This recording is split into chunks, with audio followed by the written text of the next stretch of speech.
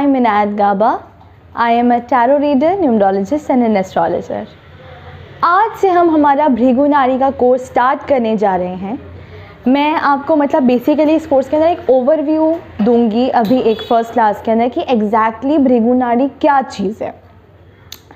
इसकी हिस्ट्री पे थोड़ा सा चलते हैं अपने, ठीक है। मैं थोड़ा सा इंट्रोडक्शन देती हूँ ताकि आप थोड़ा समझ पाओ कि ये एग्जैक्टली क्या चीज़ है, कहाँ कहाँ मतलब कौन कौन से कॉन्सेप्ट्स हैं और कौन कौन सी अलग अलग टाइप की एस्ट्रोलॉजीज़ होती हैं वगैरह वगैरह। एस्ट्रोलॉजी अगर हम मतलब एक वैसे सेंस में देखें तो क्या चीज़ है।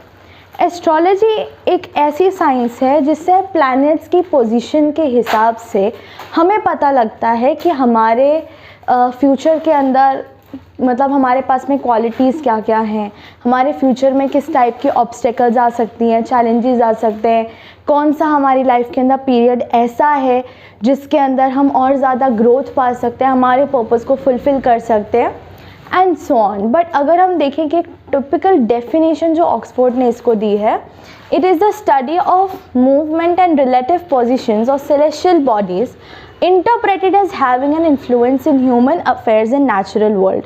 बेसिकली अगर इसको थोड़ा इजी करें तो सेलेस्टियल बॉडीज़ यानी कि जैसे हमारा कोई भी बाहर, हमारी अर्थ के बाहर कोई भी फिज़िकल बॉडी एग्जिस्ट करती है जिसका वेट है, जो मूव कर रही है, वो चीज़ किस तरीके से हमारे नेचर के ऊपर, हमारी पर्सनालिटी के ऊपर, हमारी लाइफ के ऊपर एक इन्फ्लुएंस डालती है, वो हमारी एस्ट्रोलॉजी हो गई, ठीक है। अब हमारे पास में एक हम अगर देखें तो एस्ट्रोलॉजी या कोई भी चीज़ हम करते हैं तो हम ऑब्वियसली बात है कि एक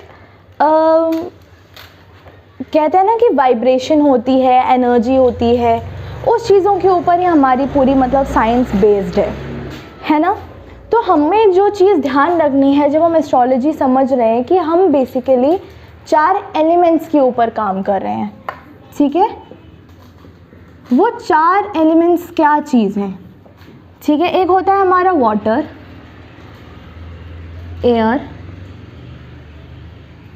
फायर एंड अर्थ। एक 5वां अपना एलिमेंट भी होता है, वो होता है एथर, बेसिकली स्पेस, जो कि हर एलिमेंट के अंदर प्रेजेंट होता है। किस तरीके से, जैसे हमने मतलब स्कूल टाइम में भी सीखा था कि हर एक चीज़ मॉलिक्यूल्स, एटम से बनती है, तो कोई भी सॉलिड चीज़ इस तरीके से होती है। तो ये छोटा सा भी जो गैप है ना, इसमें स्पेस है। तो हर चीज़ के अंदर, हर सॉलिड चीज़ के अंदर भी स्पेस मौजूद होता है, तो उसको हम वैसे काउंट नहीं करते, बट ये 4 एलिमेंट्स हमारे एग्जिस्ट करते हैं। अब अगर हम बोलें कि हम तो एस्ट्रोलॉजी एक इंग्लिश वर्ड हो गया, हमने हिंदी के अंदर इसको सुना है ज्योतिष के नाम से, है ना। ज्योतिष को अगर हम अलग अलग करते हैं तो ज्योतिष का एग्जैक्ट मीनिंग क्या है, ये अपने आप में एक्सप्लेन करता है कि हम किस चीज़ को पढ़ रहे हैं। ज्योति अगर हम देखें, इसका है ज्योति मतलब लाइट एंड ईशा मतलब गॉड, ईश्वर, है ना। तो क्या हो गई, ज्योतिष क्या है, एस्ट्रोलॉजी क्या है, लाइट फ्रॉम गॉड, हमें ऊपर वाले से गाइडेंस मिलने का एक टूल है, सिंपली वही चीज़ है। उसके अलावा मतलब एक अगर हम पर्पस बोलें तो ये हमारा पर्पस इस तरीके से हमारे को हेल्प करती है कि हमें हमारा पर्पस हमें बताती है कि हम किस काम के हैं, हम इस अर्थ पे क्यों आए, हमें क्या कर्म करने चाहिए, किस तरीके से जो हमने पिछले कर्म गलत करे हैं उनको किस तरीके से हम अलाइन कर सकते हैं, हमारी क्वालिटीज़ क्या क्या हैं, वो सब चीज़ों की लाइट हमें एस्ट्रोलॉजी देती है। अब एस्ट्रोलॉजी 5000 ईयर्स ओल्ड है, मतलब बहुत ज़्यादा पुरानी एक स्टडी है। एंड अगर हम इसको मतलब अगर हम जैसे वेदास में से मतलब कहा गया है कि जो सेजेस थे, जो वहाँ के ऋषि मुनि थे पुराने ज़माने के, बहुत साल पुराने, तो उन्होंने मतलब ये चीज़ के मतलब कहा जाता है कि उन्होंने जो वेदास के अंदर ये नॉलेज लिखी है ना, वो ऊपर वाले ने खुद ने उनको वो नॉलेज ला के उसके अंदर लिखी गई है। एंड अगर हम बोलें कि हमारे मतलब वो बर्थ चार्ट बनता कैसे है ना, वो बर्थ चार्ट मतलब अगर हम बोलें तो हमारे ऑब्वियसली बात है कि हमारा चार्ट जो बनता है वो हमारे कर्म का एक तरीके से रिपोर्ट कार्ड बनता है, पिछले जन्म के कर्म का। एक मतलब एक जैसे हमारे वेद के अंदर एक वो है ना अपना गुरात पुराण करके है, उसके अंदर कहा गया है कि जब एक इंसान की डेथ हो जाती है तो उसकी बॉडी और उसकी सोल उससे अलग हो जाती है ना। तो उस टाइम पे इंसान देख रहा होता है, 2-3 दिन तक तो उसे होश ही नहीं आता कि वो बॉडी से निकल चुका है, उसकी डेथ हो चुकी है। एंड वो देखता है कि उसके फैमिली उसके आसपास है, सब रो रहे हैं, सब परेशान हो रहे हैं। तो एक उस पीरियड के अंदर मतलब ऊपर वाला वो 14 दिन का टाइम देता है उस सोल को ऊपर वाले तक पहुंचने के लिए। तब एक विंडो ओपन होती है, लाइट ओपन होती है, तब उस टाइम पे उसे रियलाइज़ होता है ओ अच्छा ठीक है, उस सोल की डेथ हो चुकी है, अब वो ऊपर वाले से मिलेगा। तो धीरे धीरे करके मतलब अगर उस विंडो के अंदर वो क्रॉस कर जाता है तो हमारे कर्म के लेवल्स होते हैं, ठीक है। अगर हमारे कर्म अच्छे ज़्यादा हैं तो ऑब्वियसली बात है हमारे मतलब बर्थ चार्ट के अंदर अच्छे कॉम्बिनेशंस होंगे, अच्छी चीज़ें होंगी। एंड कभी कभी क्या होता है कि हमारा सोल जो हमारे गलत कर्म करती है वो हम खुद गिल्टी फील करते हैं कि हमें वो चीज़ नहीं करनी चाहिए थी। ऊपर वाला हमको ऑप्शन पक्का देता है कि अगर आप चाहते हो तो आप खुद दोबारा बर्थ ले सकते हो, या फिर आप ये भी कर सकते हो कि आप अपना लिबरेशन उसी वक्त पालो।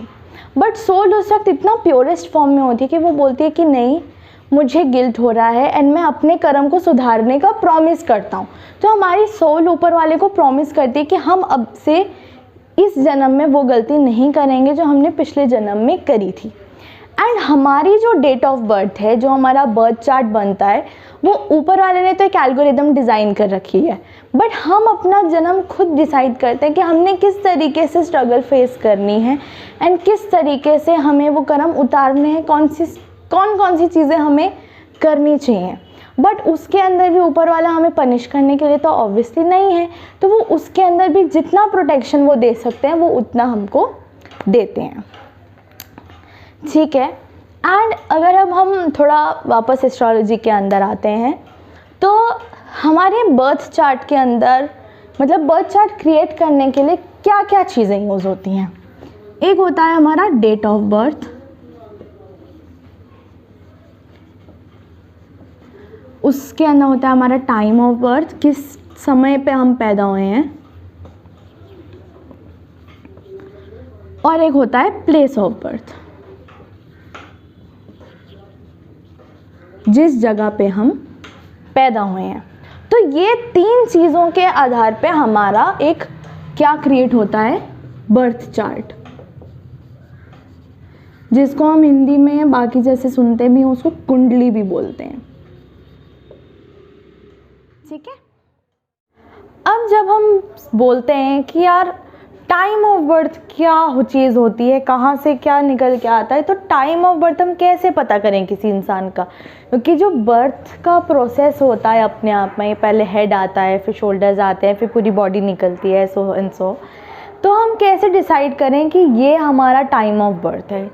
जब बेबी हमारा बॉर्न होता है तो उसकी जब अम्बिलिकल कॉर्ड जो होती है जब वो कट होती है, यानी कि जैसे मानो ये मदर का मतलब ऐसे वोम्ब है एंड उससे कनेक्टेड हुई हुई कॉर्ड होती है ना, जो एक बेबी के उससे मतलब नेवल से कनेक्टेड होती है, ये वाली। तो ये जब कट होती है तो उस पॉइंट पे जब हम अपनी मदर से अलग होते हैं, बॉडी से अलग होते हैं, तो वो एग्जैक्ट कटिंग वाला टाइम हमारा एग्जैक्ट टाइम ऑफ बर्थ होता है, ठीक है। अब हमारे पास में कितने टाइप के बर्थ चार्ट्स भी होते हैं, अगर हम देखें तो हम एक अकेला टाइप तो नहीं होता है, तो 4 टाइप के होते हैं। North Indian, south Indian, east Indian and wheel chart, ठीक है। नॉर्थ इंडियन हमारा इस शेप में होता है,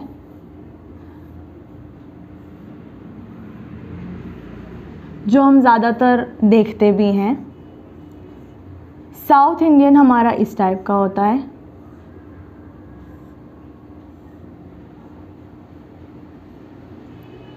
ठीक है। ईस्ट इंडियन के अंदर इस टाइप का चार्ट बनता है,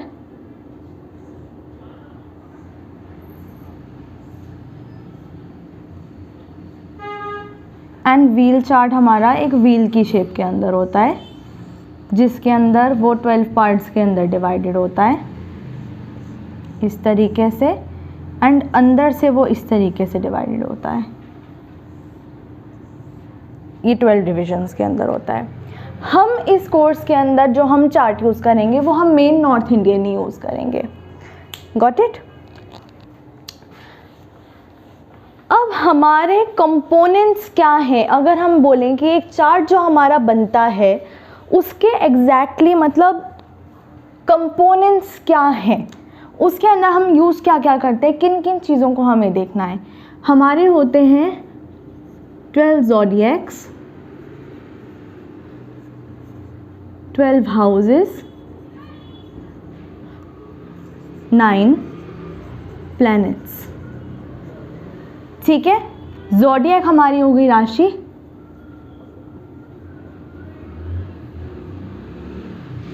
और हाउसेस हो गए हमारे भाव, प्लैनेट्स हो गए हमारे ग्रह, ठीक है। इन 3 चीज़ों के ऊपर ही हमारा पूरा बर्थ चार्ट बेस्ड होता है, क्योंकि हमें इन्हीं चीज़ों को अंडरस्टैंड करना है कि इन तीनों का एक दूसरे के साथ में रिलेशन कैसा है, वो अपने आप में क्या चीज़ कह रहे हैं वगैरह वगैरह। वो मैं आगे जाके आपको और डिटेल के अंदर इनके बारे में भी डिटेल एक्सप्लेनेशन दूंगी। ये हमारे 3 कंपोनेंट्स हैं जिसके ऊपर हमारी पूरी एस्ट्रोलॉजी, पूरे वर्ल्ड में कहीं पे भी प्रेडिक्शन हो वो इन्हीं 3 चीज़ों के ऊपर बेस्ड होती है। अब हम कह रहे हैं कि हमारा एस्ट्रोलॉजी पढ़ने का पर्पस क्या है, हम क्यों पढ़ रहे हैं। हमारा पर्पस एस्ट्रोलॉजी पढ़ने का ये है कि हमें गाइडेंस मिले। हमने स्टार्टिंग में भी यही करा था कि लाइट क्यों चाहिए गाइड करने के लिए खुद को, कि हमारी क्वालिटीज़ क्या हैं, है ना, हमारी क्वालिटीज़ क्या है, हम में पोटेंशियल कितना है, कौन कौन से हमारे चैलेंजेस लाइफ के अंदर आ सकते हैं, है ना, एंड ऑब्स्टिकल्स हमारी लाइफ के अंदर आ सकते हैं, उनसे डील कैसे करना है ना। ये सारी चीज़ें हमारी क्वालिटीज़, हमारे चैलेंजेस, हमारे पोटेंशियल को अनलॉक करने का पूरी चीज़ें, मतलब जो हम हैं उस चीज़ को हमें बताने के लिए, क्योंकि इंसान को नहीं पता होता कि वो क्या चीज़ लेके पैदा हुआ है। जैसे हनुमान जी को भी बताया गया था कि वो कितने ज़्यादा पावरफुल हैं, उनकी पावर को याद दिलाना पड़ता है। तो इसी तरीके से हम ह्यूमंस भी बहुत स्टूपिड होते हैं, हमें नहीं पता होता है, हमें लगता है कि जो सामने वाला करे शायद हमारा भी वही रास्ता है, शायद उस इंसान को वहाँ सक्सेस मिली, शायद हमारा भी वही रास्ता है।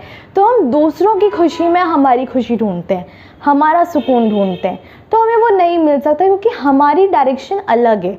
तो मेरे को जहाँ तक कोई चीज़ अगर अंडरस्टैंड करी एस्ट्रोलॉजी के अंदर कि कोई भी चीज़ गलत या सही नहीं होती है, हर किसी के पास में अपने सेट ऑफ स्किल्स होते हैं, हर किसी के पास में बहुत टैलेंट होता है, एंड उस टैलेंट को उसकी जगह पे पहुंचाना ही एस्ट्रोलॉजी का काम है, क्योंकि वो काम हम करने इस दुनिया के अंदर है, वो हमारा पर्पस है।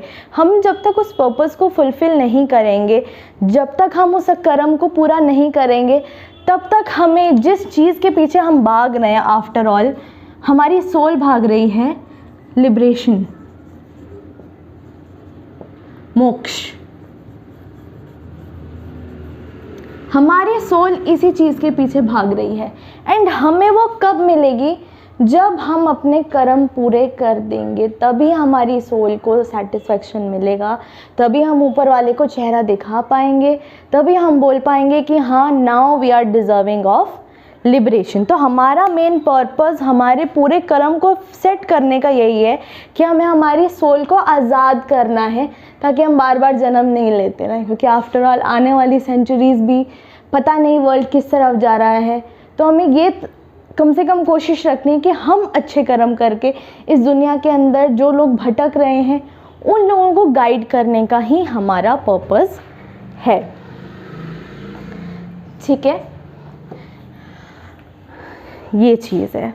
अब जैसा हमने देखा कि हम अगर बोलें कि कोई एस्ट्रोलॉजर बन गया तो उसे सारी चीज़ें आ गई, नहीं, बहुत टाइप की चीज़ें हैं एस्ट्रोलॉजी के अंदर भी जो हमें मतलब अगर हम उस चीज़ को प्रैक्टिस करें तो वो और इजी होगा।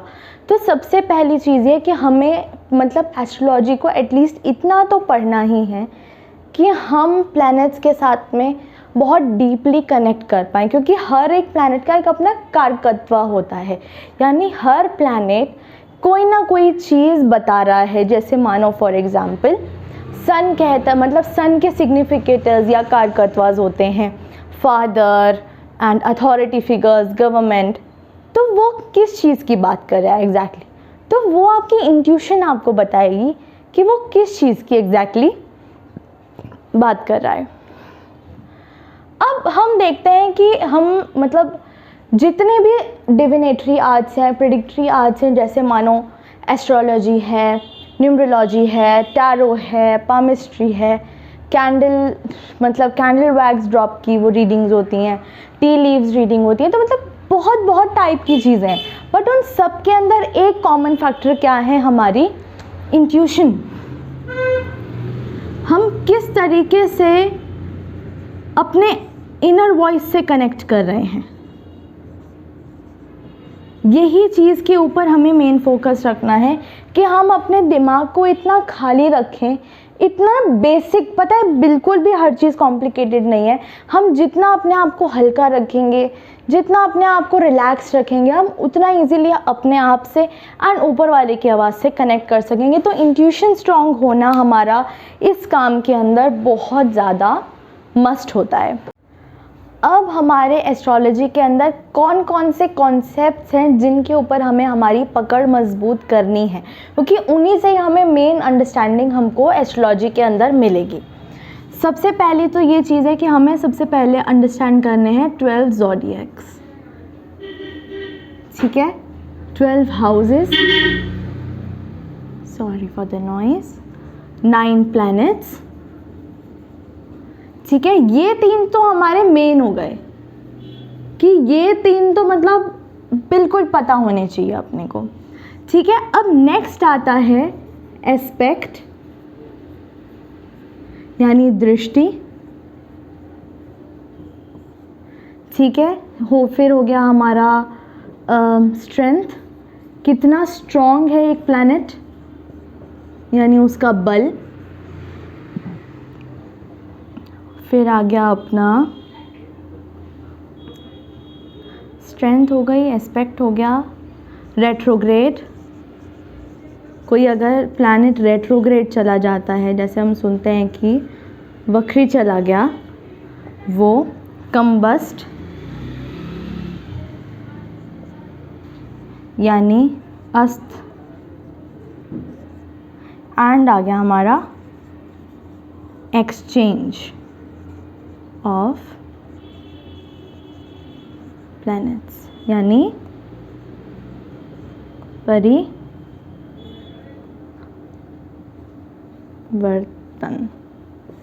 मेरी हिंदी थोड़ी वीक है तो माइंड मत करना आप सब, ठीक है।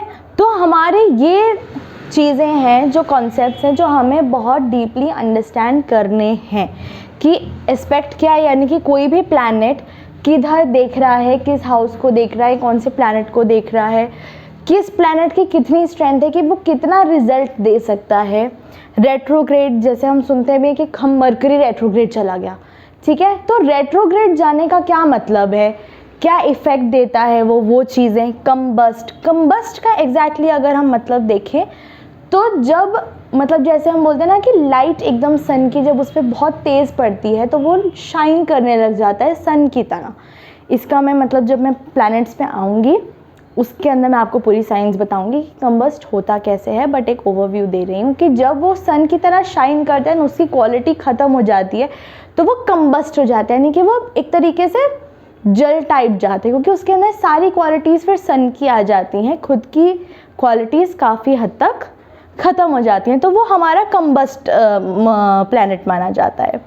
एक्सचेंज ऑफ प्लैनेट होता है कि जब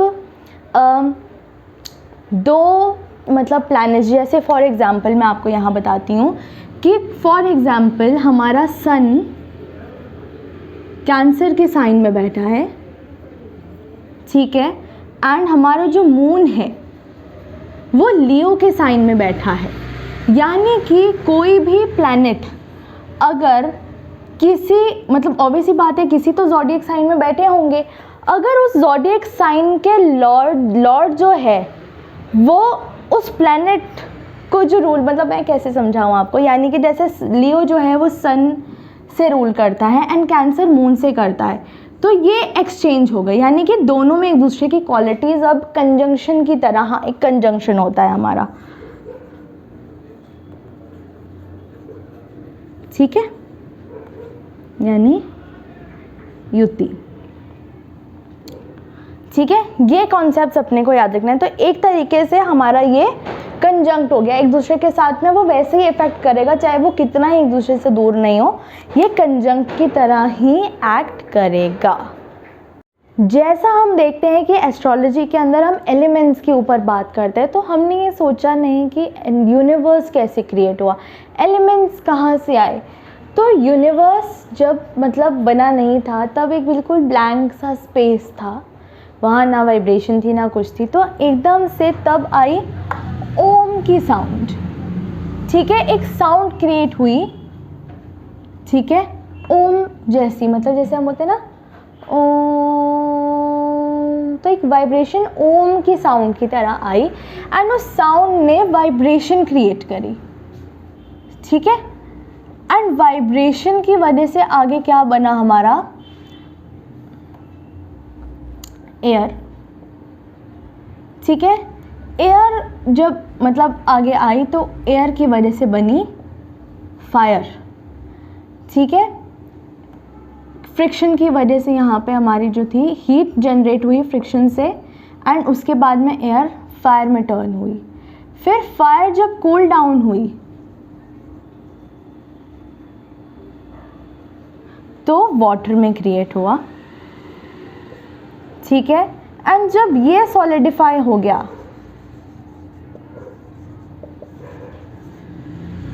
तो ये अर्थ में क्रिएट हो गई।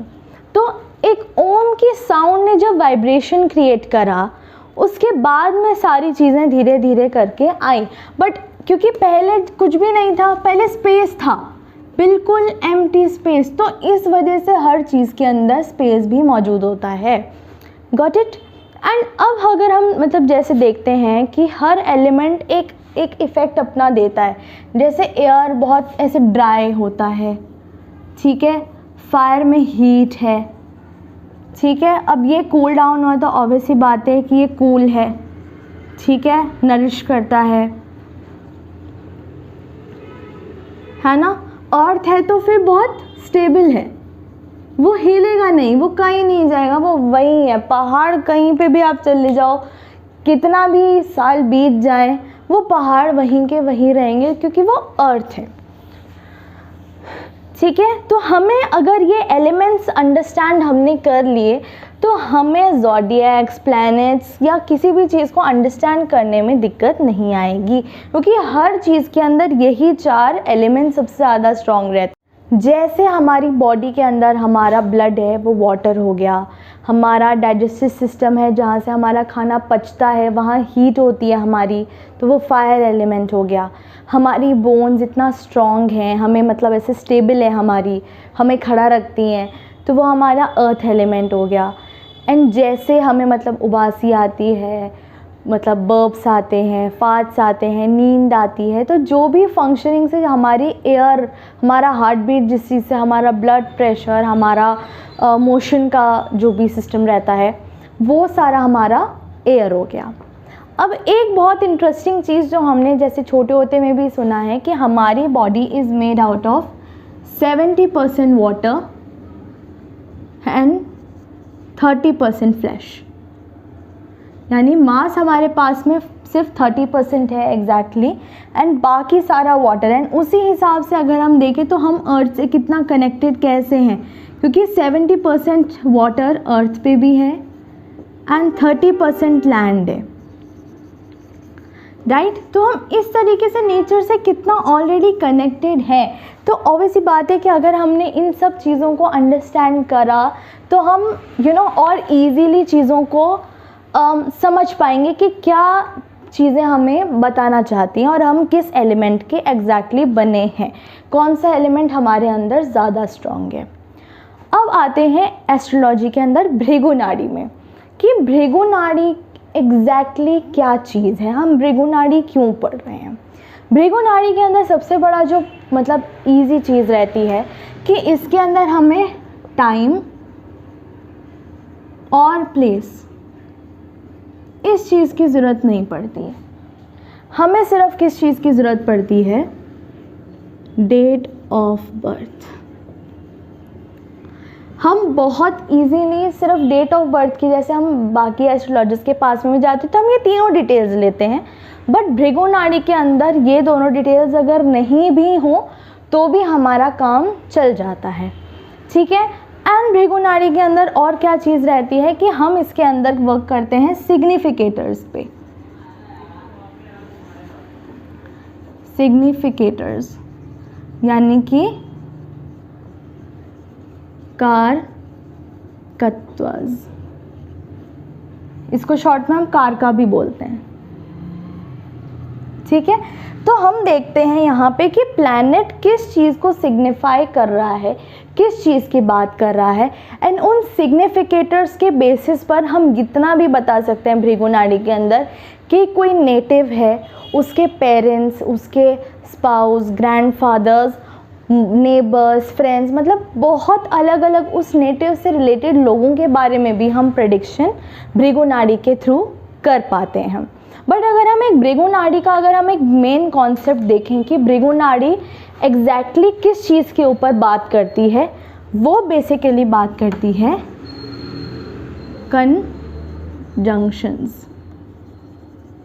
कौन सा प्लैनेट किसके साथ में बैठा हुआ है, तो हम ज़्यादा इसी के ऊपर ही फोकस करेंगे कि कौन सा प्लैनेट किसके साथ में कंजंक्ट है एंड किस चीज़ की क्वालिटी अपने अंदर ले रहा है एंड अपनी क्वालिटी किस प्लैनेट को दे रहा है।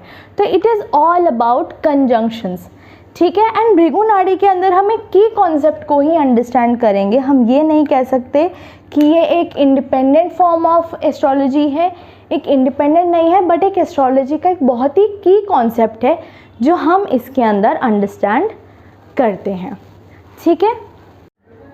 जब भी हम एस्ट्रोलॉजी को पढ़ते हैं, जैसे भृगु नाड़ी ये हो गई या कोई भी स्टडी हम करते हैं, तो सबसे पहले हमें जिस चीज़ का ध्यान रखना चाहिए कि हमें हमेशा हमारे गुरु को ध्यान में रख के उनकी ब्लेसिंग्स लेके फिर आगे काम स्टार्ट करना चाहिए। एंड गुरु कोई भी हो सकता है हमारी लाइफ के अंदर, वो हमारे मदर हो सकती है, हमारे फादर हो सकते हैं, ऊपर वाला हो सकता है, मतलब अगर आपके स्पाउस हैं वो हो सकते हैं आपके गुरु, तो या फिर कोई टीचर आप जिनको बहुत मानते हो वो आपके गुरु हो सकते हैं। कोई भी आपकी लाइफ के अंदर आपका एक गुरु बन सकता है, ठीक है। क्योंकि गुरु एग्जैक्टली क्या करता है, गुरु का मतलब होता है कोई ऐसा इंसान जो हमें कोई भी काम सही तरीके से करना बताए, ठीक है, ताकि हम डार्कनेस से लाइट की तरफ जाएं। गुरु का यही मतलब होता है, ठीक है। एंड गुरु की ब्लेसिंग्स लेने से हमारे अंदर भी एक हम्बलनेस आती है एंड हमें भी उनकी ब्लेसिंग से बहुत क्लैरिटी मिलती है, क्योंकि गुरु एक ऐसा इंसान होता है जो कि एक्सपीरियंस करके वो उस चीज़ का जो निचोड़ है वो आपको लाइफ में आगे बताता है। एंड ज़रूरी नहीं है कि गुरु के अंदर हमें कोई पर्टिकुलर सब्जेक्ट ही हो जिससे हमें मतलब वो कोई सब्जेक्ट पढ़ाते हैं इसीलिए वो हमारे गुरु हैं, नहीं। गुरु के अंदर वो हमारे लाइफ को गाइड करने वाले इंसान भी हो सकते हैं। अगर आप ये चीज़ मतलब नहीं पता कर पा रहे हो कि आप किसको गुरु बनाओ, तो आप सिंपली सूर्य देव को अपना गुरु बना सकते हैं, क्योंकि वो अपने आप में ही सन है, वो लाइट है, तो वो आपको अंदर से गाइडेंस दे देंगे, ठीक है। अब एस्ट्रोलॉजी की जब हम बात करते हैं तो हमारी जो प्रेडिक्शन पार्ट होता है वो हमारा सिर्फ 80% ही डिस्टाइंड होता है। जितनी भी चीज़ें हमारी लाइफ के अंदर हैं वो सिर्फ 80% तक ही डिस्टाइंड है। हम एज एस्ट्रोलॉजर्स कभी भी 100% एक्यूरेट नहीं हो सकते। रीज़न बीइंग कि 20% ऊपर वाले ने हमें फ्री विल दे रखी है। जिससे हमारे कर्म बनते हैं, अच्छे बुरे दोनों टाइप के। जो 20% है वो इस जन्म के अंदर हमें हमारे कर्म वो हमें करने की आज़ादी हमें मिली है।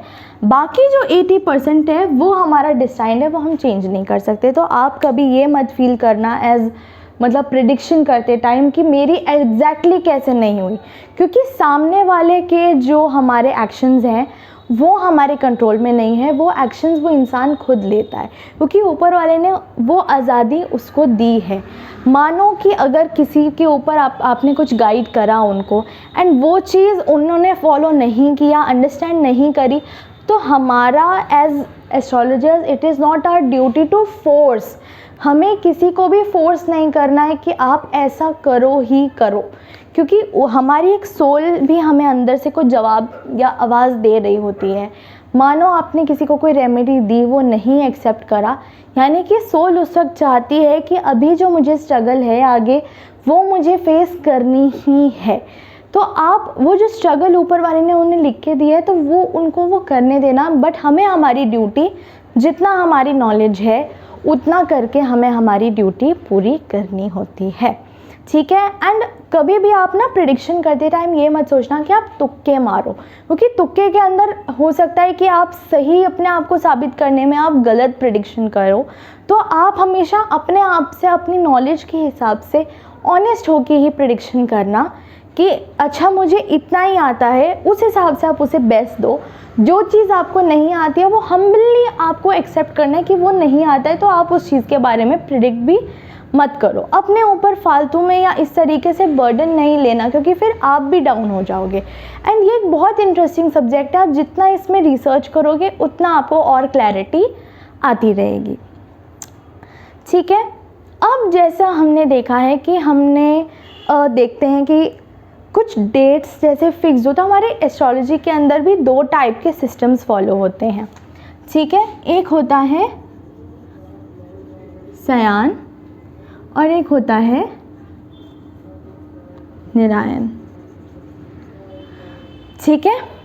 शयान मतलब होता है स यानी विद प्लस अयांश, ठीक है। और एक होता है निर यानी विदाउट अयांश, ठीक है। शयान के अंदर जैसा हम बोलते हैं कि एरीज की जैसे डेट होती है कि 21 मार्च से लेके समथिंग आई थिंक 19 अप्रैल तक का जो होता है वो पीरियड हमारा मानते हैं एरीज का। तो दिस इज़ फिक्स्ड, ये चीज़ कभी भी हमारी चेंज नहीं होती है। तो ये हमारा आ गया वेस्टर्न सिस्टम, ठीक है। अब एक नेक्स्ट हमारा सिस्टम होता है निरायना यानी कि विदाउट अयांश। तो इसके अंदर हम जो भी ज़ोडिएक्स का जैसे देखते हैं कि सन साइन जैसे यहाँ पे इस डेट से इस डेट के बीच में पैदा हुआ है तो वो एरीज है, तो ये फिक्स्ड है। बट जैसा हम अगर निरायन के हिसाब से देख रहे हैं तो हम एक्चुअल करंट ट्रांजिट इसके हिसाब से देखते हैं, ठीक है। एंड क्योंकि जैसा हम पहले भी देखते थे कि जो मकर संक्रांति होती थी, जैसे कि सन जब कैप्रिकॉर्न के अंदर एंटर करता था तो पहले 14 जनवरी को करता था, ठीक है। लेकिन अब जो डेट हो गई है वो शिफ्ट हो गई है 15 जनवरी को। तो हमने देखा कि हर 70 इयर्स के अंदर ये डेट हमारी एक दिन आगे बढ़ जाती है, ठीक है। क्यों होती है? क्योंकि हर साल 20 मिनट्स, क्योंकि हम जितनी भी चीज़ें यहाँ चेक कर रहे हैं ना वो डिग्रीज़ के अंदर कर रहे हैं, तो जब 0 डिग्री 20 मिनट्स ये हर साल हर दिन मतलब हर साल 20-20 मिनट करके चेंज होता है। एंड मतलब फिर उसका टोटल करके 70 इयर्स के अंदर इस तरीके से वो डिग्रीज जब आती हैं तो वो 1 डे का आगे चेंज लेकर आती हैं। तो हम जैसे वैसे भी करते हैं, उसे क्या बोलते हैं, लीप ईयर। तो उसके अंदर हम क्या करते हैं, वो 4-4 घंटे जो हमारे होते हैं वो हम ऐड ऑन करके एक अलग सा दिन बना देते हैं जो हर 4 साल बाद आता है। तो इसी तरीके से हम ये 20 मिनट्स ऐड कर करके एक एक्स्ट्रा दिन इसके अंदर ऐड कर देते हैं, एंड ये एक्चुअल ट्रांजिट के ऊपर बेस्ड होता है, ये फिक्स्ड नहीं होता है। इसीलिए कभी कभी आप देखोगे कि नवंबर बॉर्न भी जो लोग होते हैं उसके अंदर जब हम चार्ट खोल के देखेंगे तो हमें लिब्रास भी दिखेंगे, स्कॉर्पियंस भी दिखेंगे। तो इस तरीके से आप उसके अंदर चीज़ों को देखोगे। तो नेक्स्ट सेशन में मैं आपको बताऊंगी कि बर्थ चार्ट को एग्जैक्टली रीड कैसे करना है, एंड जैसा मैंने इस क्लास के अंदर आपको बताया था कि हमारे 12 हाउसेज होते हैं, ज़ोडिएक्स होते हैं, 9 प्लैनेट्स होते हैं। तो मैं आपको आगे इन सारी चीज़ों का एक डिटेल्ड एक्सप्लेनेशन दूंगी। एंड आज का सेशन मैं यहीं ख़त्म करती हूँ। Till then take care.